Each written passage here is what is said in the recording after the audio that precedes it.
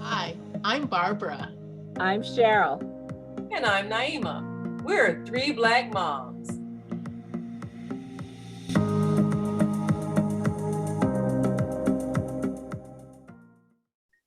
I am a writer, married mother of three, grandmother of three.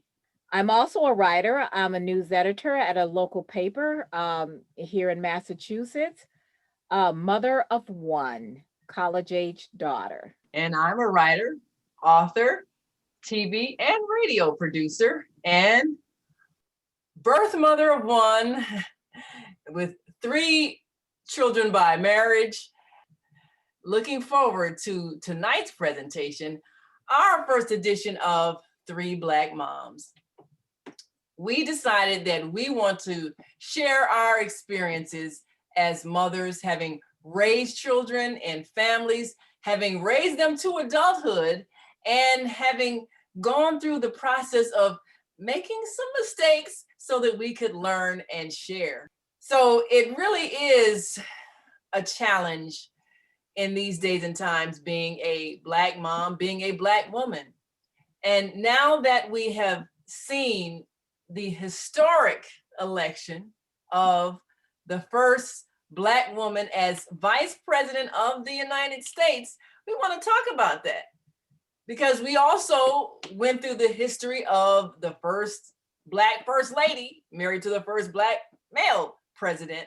But really, what it means for the empowerment of women is huge. And because we all have daughters, we really want to take a look at what this could mean for our daughters, what this could mean for the nation, what this could mean for the world in terms of Black women.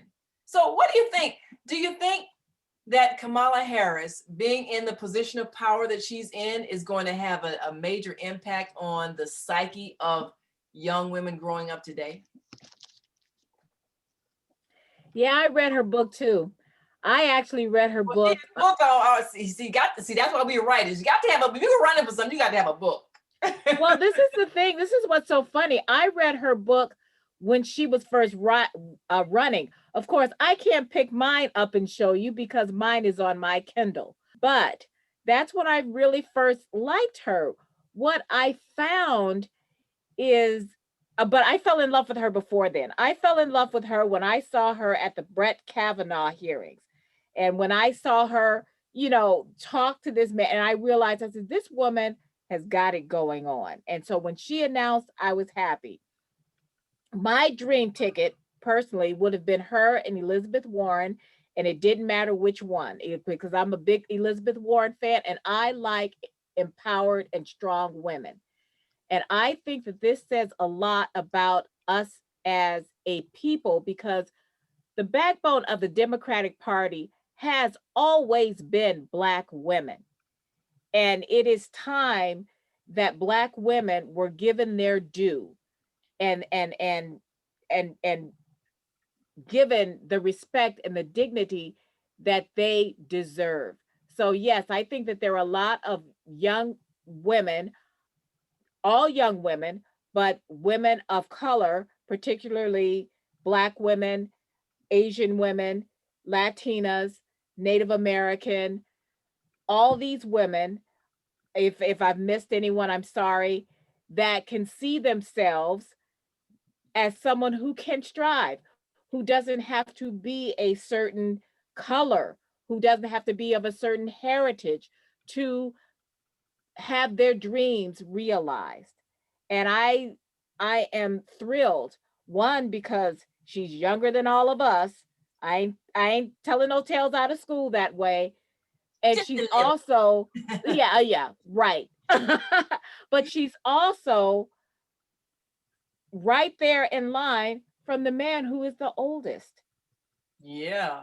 And I just heard they got the biggest vote count of in history of any team running for office, that they've got the biggest count of all of the elections in the past. This was the biggest turnout, and they got the biggest percentage of voters. So that says a lot. And Joe Biden is someone who has been known. I know our mama said, and I always have that little voice of hers in my head when he first ran, not his first time running, but when he ran in 2008 and he kind of flamed out.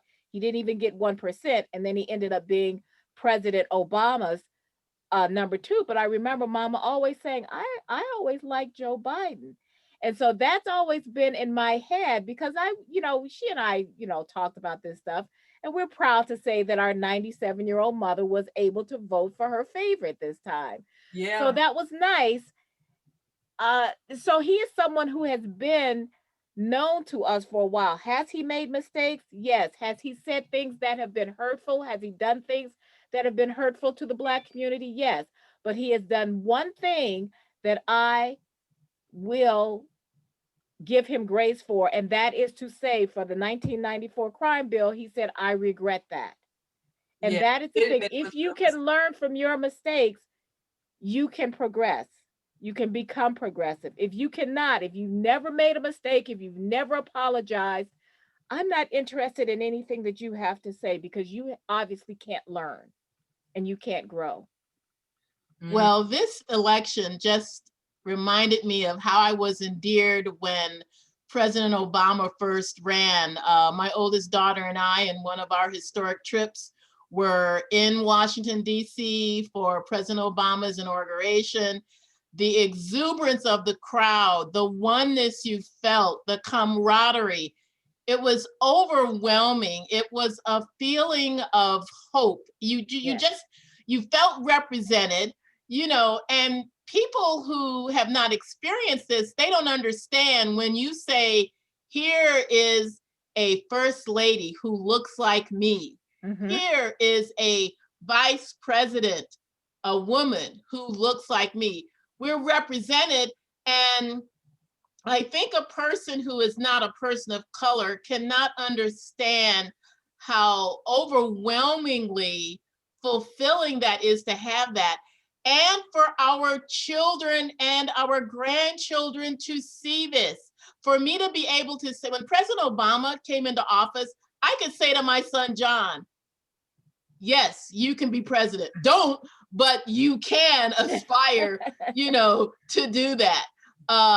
Because it made it real. You always tell your children they can be anything they want to be. And somewhere in that dreamy state of fantasy, you believe that, but then you kind of don't believe it because you don't see it.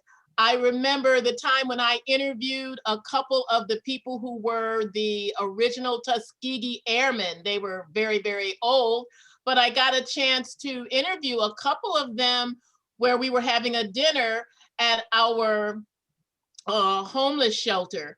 And one of the things that they shared was how they were influenced by watching Sky King as a kid, and there weren't any Black people in any of those shows, but how they came together wanting to prove that they could be the best of the best, and coming into contact with racism just made them want to prove even more that we can overcome this. They did not allow racial prejudice or discrimination keep them from their goal of being the best of the best of the best. And so now you look at someone like Kamala Harris, you look at someone like President Obama and Michelle Obama, who are the best of the best, educated, well-liked, well-articulate, just everything about them that you can admire, that you can say to your kids, as the CNN correspondent said with tears in his eyes, now it is good to be a parent. I can say that character matters. I can say that it is important to walk that path of victory. Yeah, watching him break down in tears, that said a lot. But I think also a lot of the vote came from the hurt that people felt, a lot of the police inflicted violence, a lot of anger that people felt. So a lot of the voters that might not have been usually voting, a lot of young people, I think that kind of drove them as well. I think that had a major impact. But you know, it's always good to see a young person get politically motivated. When Barack Obama first ran, you know, I took Zakiya, my daughter, and took her. She wanted to volunteer, so we worked the phone banks. We went to, you know, one of his volunteer centers, and you know, it was exciting getting involved. She was excited about it. And then after that, she went away to South Korea, where she taught school for 5 years and learned fluent Korean. But she always stayed active as a voter. She voted absentee. And then of course, when he did his farewell speech, she was here in Chicago, and because, you know, I'm affiliated with the press, I had a chance to get her a press pass, and then she worked with me as we covered the farewell speech. Just so happened we were standing next to a journalist who was Korean, and he was explaining about how come, you know, he was so excited about Barack Obama. He was a journalist living in America, but he was Korean. So I said, Zakiya, do an interview with him in Korean. And she was like, well, how do people know what I said? I said, it don't matter what they think you said, just speak some Korean, you know, because I just wanted, you know, the international flavor. And then of course we did the translation where she said later, but it was exciting to watch her be excited about Barack Obama and Michelle Obama. And so now with Kamala Harris, a group of us from our organization, the Chicago Alliance of African-American Photographers, met her when she was in Washington, D.C. Years ago. She had just been elected senator, and she was giving the address for the Madeleine Albright Awards. And we said to her then, you know, one day we see you becoming president. So when she ran this time, like, see, we saw it in her. And so then being picked for vice president, and you know, the vice president eventually runs for president, and she's young enough, you know, she's just a little younger than us.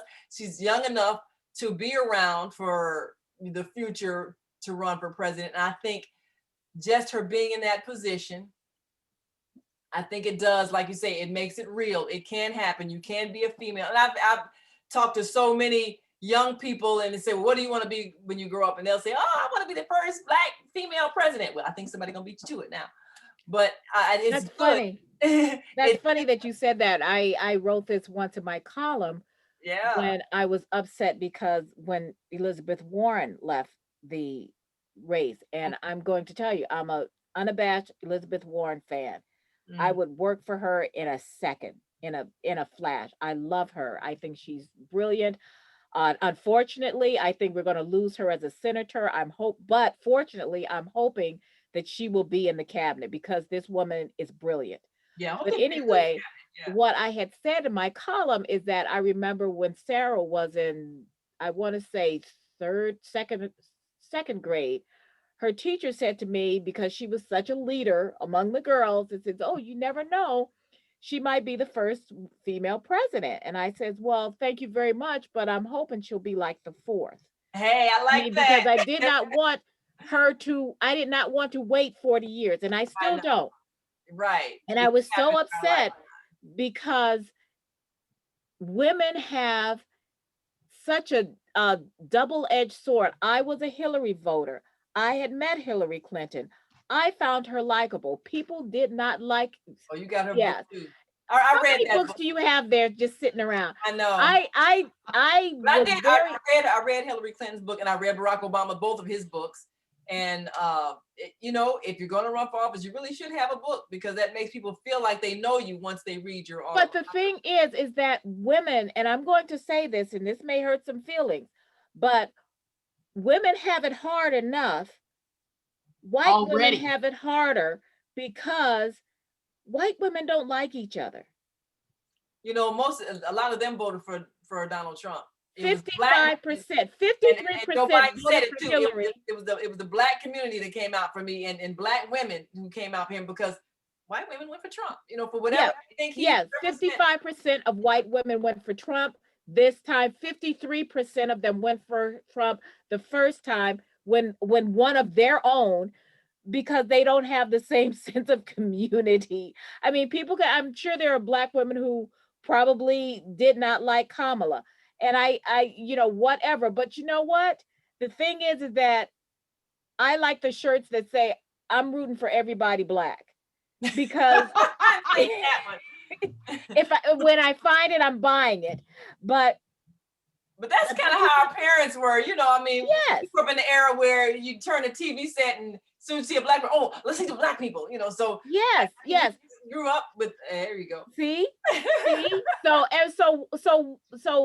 this has been something that we can see as a Black community, because the thing is that there's a big intersectionality between race and gender. You know, we could all talk about being feminist, but when push comes to shove, we have to realize that even as we celebrate the 100th anniversary of the 19th Amendment, that white women did not want Black women to get the vote. That is significant, and they were so they get the vote and we not get it. I mean, we did not get it truthfully until like 1965. That's when we really got it. Yeah. Even though that there was a lot of Black women, Sojourner Truth and others, who fought. They wanted them behind. Yeah. They wanted them to be in the back. But so and there was a lot of racism where they said, well, why should the Black man get it before the white woman? So we have to tell the truth about women. Women don't all have the same agenda. And I would have thought aspirations. I would have thought there would have been a lot more women who would have come out for Kamala, who would have come out for Elizabeth Warren. And people kept saying, and even the young white women that I worked with would say, I don't like her, she's too shrill. Well, shrill is a misogynistic word. So now, those kind of definitions, they tend to disparage people without really having substance to them. Now, just on another side note, talking about people coming out in droves to vote. When I campaigned for President Obama the second term, living in Florida, I ran into a huge amount of disenfranchised Blacks, young men who were not allowed to vote because they had prison records. They had served prison on the most craziest stuff, like having a nickel bag of weed. Now these people, and I do mean a lot. I hit a lot of people, and I was just learning the area because we had just moved here. But I ran into so many who said, "Oh yeah, I had I have a felony." I'm like, "A felony?" And I felt really aggravated. Well, I ended up feeling really angry as I went from person to person and they would tell me how they had to jump through 1,000 hoops to get their rights to vote back. And this is how you have a number of Black people and people of color who were not allowed to vote in that election. And if those people end up jumping through all those hoops, then they got that opportunity to vote in this election and to know that their votes counted. Because I worked for over 30 years as an election judge, and I would get so upset with people that would say, I ain't voting, my vote don't mean nothing, my vote doesn't make any difference. And even if you don't get the person you want at the top, say you don't get the president that you want or the vice president that you want, your local people that directly impact how you live, where your garbage is getting picked up, if you're going to have, living in some kind of food desert or, taxes, all those things count locally for you. Well, that's something that has to be taught, I think.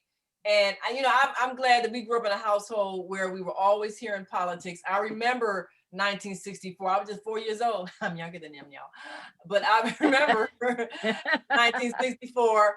I remember 1968. I was just 8. But I remember, I was 12, so I remember. Humphrey, Nixon. I remember because our parents always talked politics and they always voted. I mean, that was ritual. When I took Mama to vote this time, and we went into the voting place, and they recognized her. They said, "She comes to vote every year. How old is she now?" That's 97. Oh, she's 97. They announced it all over the place. She's 97. She comes to vote every year. Good thing she's proud of her age now. There was a time she didn't want nobody to know, but but she didn't have to stand in line because she was that age, so it came in handy this year because there were long lines. and it was a little cold outside that day. So I was glad that we were able to get in the front and get on in because of her age. But you know, that was an important thing. You must vote. So that was I told my daughter, in us. and this is the thing, because we did a thing on my paper. I work at the Daily Item in Lynn, Massachusetts. We cover like 6 to 9 communities. One of our reporters went out and did a story on first-time voters. And I'll tell you, there's one thing that we say is privilege, is that if you grow up at a house, and usually it's a white household where they can say, well, we don't talk about politics, so I don't know who I'm going to vote for. Well, yeah, that's your privilege, because you know what? At the end of the day, these things, that when the police officer pulls you over, you probably aren't worried about getting shot in the head. Right, right. But this is the thing, and that's one thing. But the other thing that I find, and Barbara, you had talked about all the felons or former felons, and they changed the law in 2018 and changed that.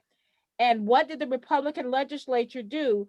They decided, this is in Florida, they decided that these people had to pay all their fines and fees before they could vote, which amounts to a poll tax again, but which is illegal, except that most of them, they couldn't even tell you what they owed. Yeah. And there was no way of finding out. So voter suppression is real. And what I say is, the reason why voter suppression is real is because your vote does matter. Your vote does. Because if it didn't count, they wouldn't keep trying to take it from you. That's right. Yes. And I'm really glad that we saw a win. I mean, people were dancing in the streets. I put on my Facebook page that ding dong, the witch is dead. From Wizard of Oz. Because that's kind of how people were acting. I mean, there was just such a celebratory attitude. And then today they had a big party. I guess it was something that the government kind of organized because they didn't want to get out of hand and figure, okay, well, I hope everybody was masked up. I think so. I didn't go. I was starting to go, but I think the mayor's supposed to be there, the governor, the lieutenant governor, and the treasurer. So we have all these Black women running Chicago, the state's attorney. So it's great. I think for Black girls right now, seeing all these Black women in power. Yeah, it's yeah. Really good and I remember the year that President Obama ran was the first time all of my kids voted. They were at voting age. And and that was really an exciting thing. But you know, when you talk about how we describe women who are strong and forceful, we have to change the language, and we have to check people who say things like, when you know, you would never call a man hysterical or say something to or worse, he's out of saying control, saying that someone is ambitious as if it's a bad thing. It's bad. It's a bad thing if it's a woman. It's a good thing if it's a man. Right. So we have to change that. And a lot of times it's women who will put down other women. And I hear it all the time. Yes. Because, and what is that? Why do we do that? Is it something learned? Is it our reflection of our own? Because men it's just good old-fashioned jealousy and envy when you are in competition for positions in. I have found, when I was working full-time in the past in an office type situation, that women would be mean to each other as if they could not support each other. And if you were the only African-American woman in the place, and then a second one got hired, there was gonna be some kind of fighting going on. I don't know why Black women would also be mean to other Black women if there were more than one or two of you in an office situation. You know what? That's a conscious decision. And let me tell you something. That cuts across all different places. That cuts across all races too. One of my good friends is Asian. She's Chinese. She was working at a place. There were 2 other women there who were Chinese, and they were so mean to her. And my friend is like one of the sweetest people in the entire world. I have known her for, let me think, probably 16 or 17 or 18 years, because our daughters danced together, and we all, from the time they were toddlers.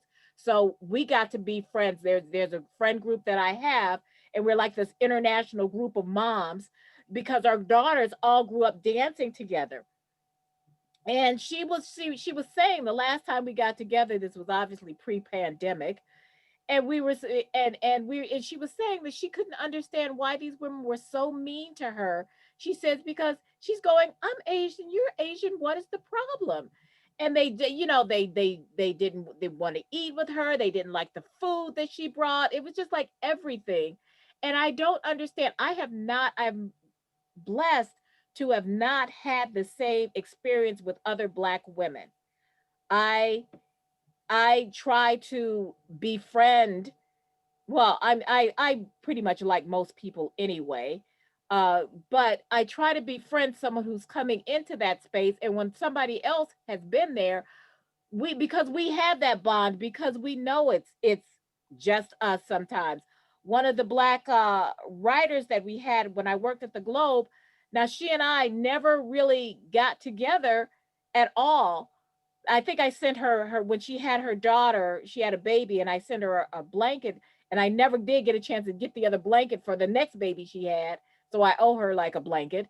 But she and I have more or less, we've more talked to each other through Instagram, because we follow each other on Instagram, than we ever did when we were at the Globe, because she was a reporter and I was an editor. So we never saw each other. She was never in the office. And it never occurred to me to like say, let's get together, because this is when you always think you're going to have time.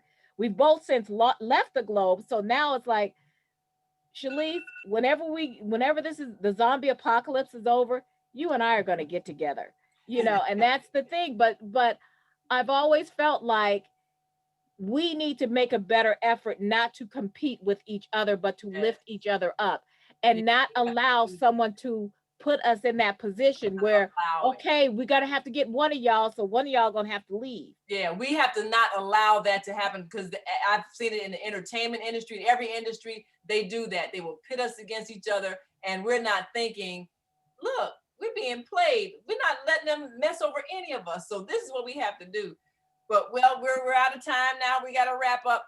Now, one thing I want to ask, do you think that based on Kamala Harris being female, do you think we're going to see a lot of focus on her looks as opposed to her policies? Are they going to keep talking about her hairstyle, what she's wearing? And where do you think that's going to come from? Is it going to come from men or women? What do you think about that? The pettiness is going to come from whoever is harboring a bad heart of jealousy and envy. So it could come from either side, whoever is in the position of being able to display their jealousy. I don't know, because we've seen it called out more. I don't think it's going to happen. I'm hoping it's not going to happen, and I hope we call people out for it more. That someone says, I mean, they all talk about the pantsuit nation. I joined that after the Hillary thing, but I'm hoping that people aren't going to get on about, one, she's a beautiful woman, but even if she were not physically beautiful, and I think that I would think that what she is in her head is more important than what her face looks like. And that's the thing. So I think she will not allow that, and we should not allow it. That's the bottom line. We should not allow it. And when we see it, we need to call people on it, whether it comes from men or women. We need to make sure that nobody messes with our sister. That's right. She's one of us. It ain't gonna happen. It ain't gonna happen. All right. This is 3 Black Moms, and we appreciate you. Leave your comments. You can reach me on Twitter at Naima L. That's NAIMAHL. And also on Facebook at Naima Latif. That's NAIMAHLATIF on Facebook. Find me at my blog, Call Me Barbara. All right. And on Facebook. All right. And I'm on Twitter at CC Tap Dancer, and also on Instagram, CC Tap Dancer. You can find me there. And then you can see all the pictures of my beautiful daughter. Yes. And leave your comments below and your likes and interact with us. Yes. Tell us what you think. I'm Barbara. I'm Cheryl. I'm Naima.